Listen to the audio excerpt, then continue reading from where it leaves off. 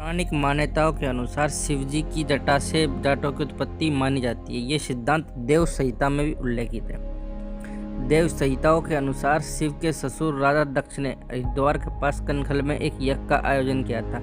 उसने सभी देवताओं को यज्ञ में बुलाया, पर ने तो महादेव जी को बुलाया नहीं, अपनी पुत्री सती को निमंत्रित किया। शिव की पत्नी सती ने शिव से पिता के घर जाने के लिए पूछा तो शिव ने कहा, तुम अपने पिता के घर बिन बुलाए भी जा सकती हो। सती जब पिता के घर गई तो वहाँ शिव जी के लिए कोई स्थान निर्धारित नहीं किया, न ही उनके पति का भाग निकाला गया था, न उसका ही सत्कार किया गया। उल्टे शिव जी का अपमान किया गया और उन्हें बुरा भला कहा गया।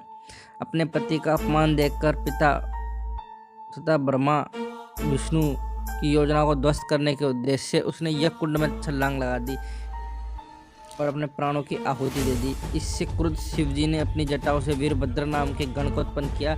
वीरभद्र ने जाकर यज्ञ को भंग कर दिया। तब ब्रह्मा विष्णु शिवजी को मनाने उनके पास गए और उन्होंने शिवजी से कहा कि आप भी हमारे बराबर हैं। इस समझौते के बाद शिव और उसके गण जाटों को बराबर का दर्जा मिला। देव संहिताओं के कुछ श्लोक इस प्रकार हैं। इनका हिंदी अर्थ मैं आपको बताता हूँ।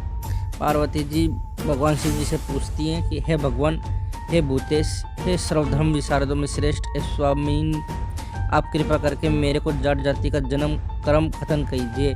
हे प्रभु, इनकी माता कौन है, पिता कौन है, जाति कौन है, किस काल में इनका जन्म हुआ, ये मेरे को बताइए। भगवान शिव बोलते हैं कि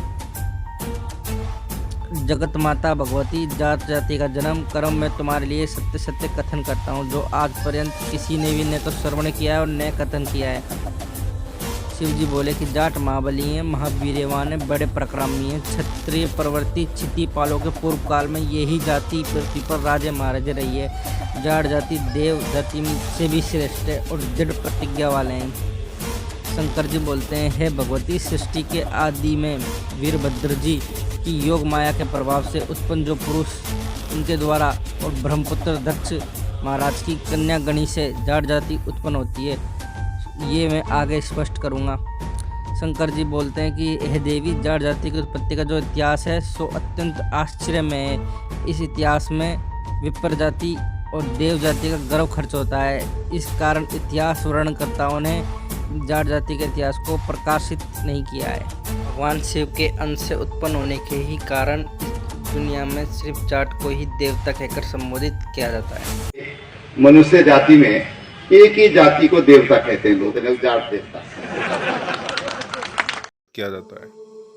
भारतीय पौराणिक इतिहास के आधार पर हम ये बात कह सकते हैं कि जाट भारत के सबसे प्राचीनतम क्षत्रिय हैं।